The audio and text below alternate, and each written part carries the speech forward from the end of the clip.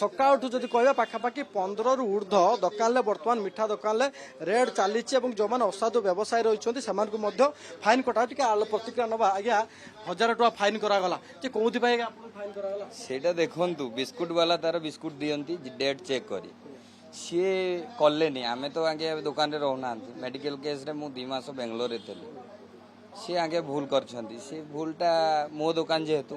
मते नबाकू पड़िबो अपन जत बिस्कुट का बिक्री करछत कोन डेट देखुना केते दिन पर्यंत जे केहला बे डेट देखुना देखंतु एटा तो मु रुहे ना तांकर जे सप्ताहे आसिला बिस्कुट देला सी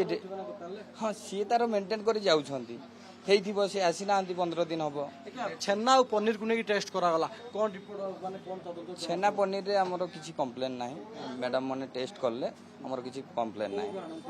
हमरो निमापड़ार आछि छेना पनीर जो निमापड़ार वर्तमान छेना और पनीर अपमिश्रित बोली स्पष्ट होई आज्ञा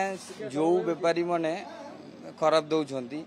ताकू कहया कथा आमे चेक कर रखछु बोली हमरो प्रॉब्लम बाहरलानी आज्ञा आमे चेक कर रखछु बोली हमरो बाहरलानी किछि असाधु व्यवसायी माने रही ताकू कोन सजेशन ताकू एमिति रेट करले से ठीक करिवे आगु निश्चित भाव में व्यवसायी जो मान रही जो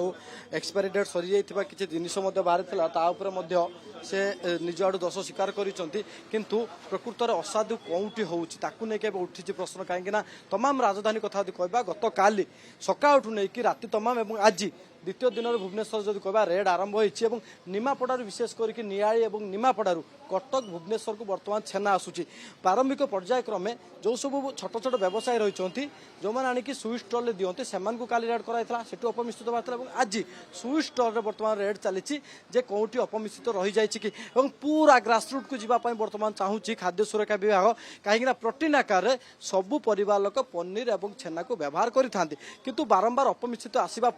वर्तमान लोक मैंने कहीं सिंथेटिक पनीर कथा कहला यापर अपमिश्रित पनीर और छेना आसूँ बाजार को जे कौटी ना कौटी खाद्यर गुणवत्ता मान उपर बर्तमान प्रश्न उठे।